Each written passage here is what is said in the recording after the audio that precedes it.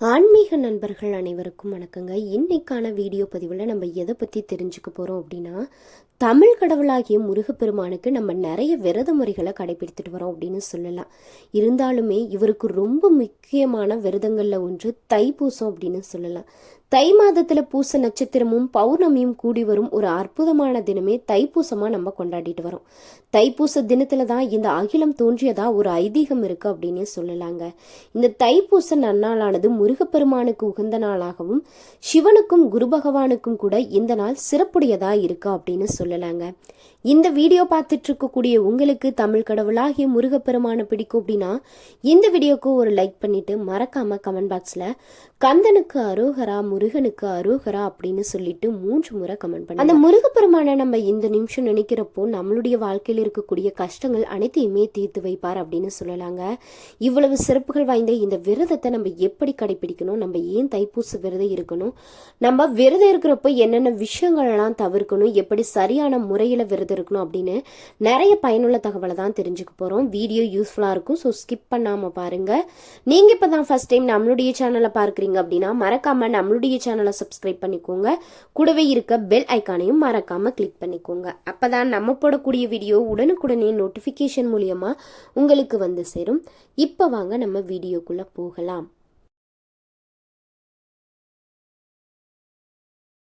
முருகப்பெருமானுக்கு 48 நாட்கள் தைப்பூசம் விரதம் இருப்பது ரொம்ப ரொம்ப உயர்ந்த பலனை கொடுக்குங்க.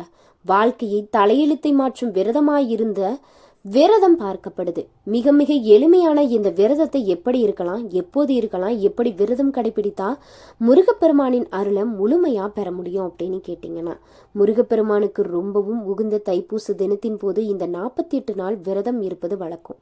முருகனின் அருளை பெற வேண்டும் அப்படின்னு நினைக்கிறவங்க யார் வேண்டுமானாலும் இந்த விரதத்தை நீங்க இருந்துக்கலாம்.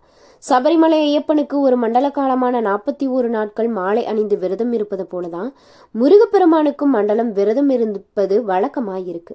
முருகப்பெருமானுக்கு மிக உகந்த திருவிழா மற்றும் விரத நாட்கள்ல ஒன்றுதான் இந்த தைப்பூசம். தை மாதத்தில் வரும் பௌர்ணமி திதியும் பூச நட்சத்திரமும் இணைந்து வரும் நாளையே தைப்பூச நாளா நம்ம கொண்டாடிட்டு இருக்கோம். ஞான பண்டிதனான முருகப்பெருமான் ஞான பழத்தை பெற முடியவில்லையே அப்படின்னு தாய் தந்தையிடம் கோபம் கொண்டு பழனிமலையில் ஞான பழமாக ஆண்டி கோலம் கொண்டு அமர்ந்த தினமா தைப்பூச திருநாள் கொண்டாடப்பட்டுட்டு வருது. உலகம் முழுவதிலும் இருக்கும் முருக பக்தர்களால விசேஷமா கொண்டாடப்படும் விழாவாக தான் இந்த தைப்பூசம் இருக்குன்னு சொல்லலாங்க. தைப்பூசத்திற்கு முந்தைய 48 நாட்கள் விரதம் தொடங்கி முருக பக்தர்கள் மண்டல விரதம் இருப்பது வழக்கம். வாழ்க்கையில் வளர்ச்சி வேண்டும், செல்வம் பெருக வேண்டும், கடன் பிரச்சனையிலிருந்து விடுபடணும், பலவிதமான துன்பங்களில் இருந்து விடுபடணும் அப்படின்னு நினைக்கிறவங்க எல்லாம் முருகப்பெருமான மனதார வேண்டிக்கிட்டு இந்த 48 நாட்கள் விரதத்தை நீங்க இருக்கலாங்க. இந்த தைப்பூசம் 2025ஆம் ஆண்டுல பிப்ரவரி 11ஆம் தேதியே வருது. அதனால முருகனுக்கு 48 நாள் தைப்பூச விரதம் இருக்கணும் அப்படின்னு நினைக்கிறவங்க நீங்க 2024லயே நீங்க உங்களோட விரதத்தை தொடங்கி இருக்கணும். தைப்பூச தினமான பிப்ரவரி 11ஆம் தேதி வரை மொத்தம் 48 நாட்கள் இந்த விரதத்தை நீங்க கடைபிடிக்கணுங்க. இந்த விரதத்தை கடைபிடிக்கக்கூடிய சரியான முறை, எப்ப தொடங்கக்கூடிய முறை அப்படின்னு கேட்டீங்கன்னா, நீங்க 48 நாட்கள் இருக்கணும்னா நீங்க டிசம்பர் 25ஆம் தேதியே நீங்க முருகனுக்கு மாலை அணிந்திருக்கணும். அது எப்படி அணிந்திருக்கணும்னு கேட்டீங்கன்னா, அன்றைய தினம் நீங்க காலையில எழுந்து அருகில் இருக்கும் முருகன் கோவிலுக்கு சென்று எந்த கோரிக்கை நிறைவேறுவதற்காக விரதம் இருக்கிறீங்களோ அந்த கோரிக்கை சொல்லி மனதார வேண்டிக்கணும். பிறகு வீட்டிற்கு வந்து பூஜை அறையில விளக்கேற்றி வைத்து முருகனுக்கு ஏதாவது இனிப்பு நைவேத்தியம் செய்து வைத்து விரதத்தை நீங்க தொடங்கியிருக்கணும். நைவேத்தியம் ஏதும் செய்ய முடியாதவங்க எளிமையா வெற்றிலைப்பாக்கு, ஒரு வாழைப்பழம் வைத்து இல்ல சிறிய கற்கண்டு வைத்து உங்களோட விரதத்தை நீங்க தொடங்கிக்கலாம். விரதம் இருக்கக்கூடிய முறை என்னன்னு கேட்டீங்கன்னா, தினமும் கோவிலுக்கு செல்ல முடிந்தவங்க போகலாம். முடியாதவங்க வீட்டிலேயே எளிமையா விளக்கேற்றி வைத்து முருகனின் கந்த சஷ்டி கவசம், கந்தகுரு கவசம், திருப்புகள் போன்ற முருக பெருமானுக்கு மந்திரங்களை சொல்லி விரதத்தை நீங்க கடைபிடிக்கலாம். எனக்கு எதுவுமே தெரியாது அப்படின்றவங்க நெற்றியில திருநீறு வைக்கும் போது மட்டுமின்றி எப்போதும் மனதிற்குள் ஓம் சரவணபவா அப்படின்ற மந்திரத்தை சொல்லிட்டு விரதம் இருக்கலாம். விரதம் இருக்கிறவங்க 48 நாட்களும் முடிந்தா ஒருவேளை உணவை தவிர்த்து விரதம் இருக்கலாம். முடியாதவங்க 3 வேளையும் சாப்பிட்டு விரதம் இருக்கலாம். விரதம் இருக்கிறவங்க 48 நாட்களும் கண்டிப்பா அசைவம் சாப்பிடாம, யாரிடமும் கோபம் கொள்ளாம, அமைதியா சார்ந்த குணத்துடன் இருந்து விரதத்தை கடைபிடிக்கணுங்க.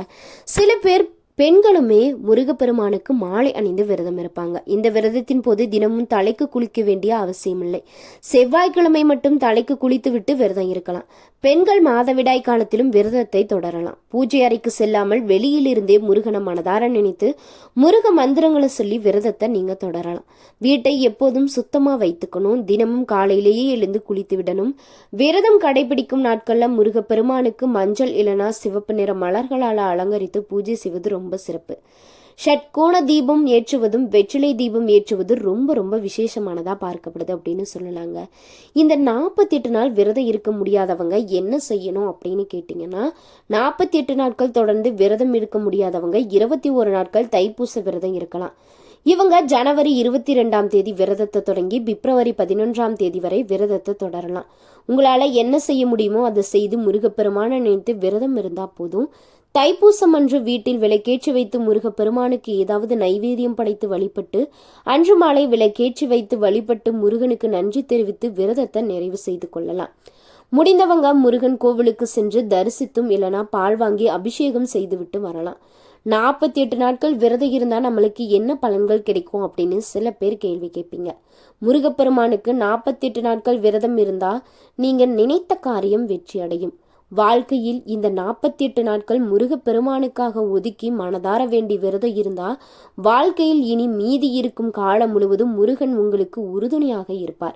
உங்கள் வாழ்க்கையை அவர் பார்த்து கொள்வார். குருவாக இருந்து உங்களை வழிநடத்தி சென்று உங்கள் வாழ்க்கையை படிப்படியா உயர்ந்த நிலைக்கு கொண்டு செல்லக்கூடியவர் தான் முருகப்பெருமான். இந்த விரதத்தை ஒவ்வொரு வருடம் இருப்பது ரொம்ப ரொம்ப சிறப்புங்க. அப்படி இருக்க முடியாதவங்க வாழ்க்கையில ஒரு முறையாவது இருப்பது நல்ல பலன்களை கொடுக்கும் அப்படின்னு சொல்லலாம். இவ்வளவு சிறப்புகள் வாய்ந்த இந்த தைப்பூச விரதம் எப்படி உருவாச்சு அப்படின்னு கேட்டீங்கன்னா, சிவபெருமான் நடராஜராக தனித்து ஆனந்த தாண்டவம் ஆடிய நாள் மார்கழி மாதத்துல வரும் திருவாதிரை. இந்த நடனத்தை பிரம்மா, விஷ்ணு, பதஞ்சலி, வியாக்பாதர் ஆகியோருக்காக சிதம்பரத்துல சிவபெருமான் அரங்கேற்றினார். இந்த நடனத்தை பார்வதி தேவியும் ரசித்து கொண்டிருந்தார். சிவபெருமானின் ஆனந்த தாண்டவத்தை கண்ட சிவகாமிக்கும் அதே போன்று தாண்டவமாட ஆசை வந்தது. சிவபெருமான போன்று அன்னையின் நடனத்தையும் காண பிரம்மா, விஷ்ணு உள்ளிட்டோர் ஆர்வம் கொண்டிருக்காங்க. முனிவர்கள், தேவர்கள் உள்ளிட்டோரின் ஆசையும் நிறைவேற்றி இனி அம்பிகை ஆனந்த தாண்டவம் நிகழ்த்திய நாள் தைப்பூச திருநாள் அப்படின்னு சொல்றாங்க.